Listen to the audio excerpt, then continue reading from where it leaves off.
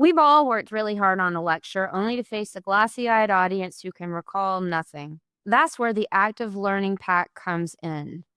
It promotes active learning by breaking up lectures and readings with student activities, promoting collaboration and discussing, and encouraging students to summarize, analyze, and manipulate their learning. Here's an example. Insert this slide into a PowerPoint of one of your lectures or use it to reinforce a reading. Students cut the handout into 4 parts and share each piece with their group of 4. Each member gets a part. They'll write the caption or the part of their lecture that they're summarizing here, and then they will summarize in pictures their part here. Then they'll come together in their group of 4 and they'll put the lecture back together and discuss it with each other.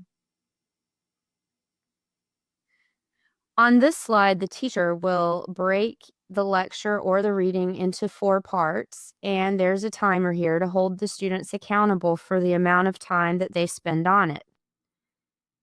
Here's a final group product for Jigsaw pictures over the Russian Revolution.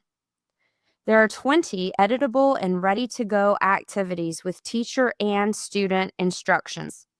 The active learning pack puts students in the driver's seat of their own learning and encourages them to recall the information.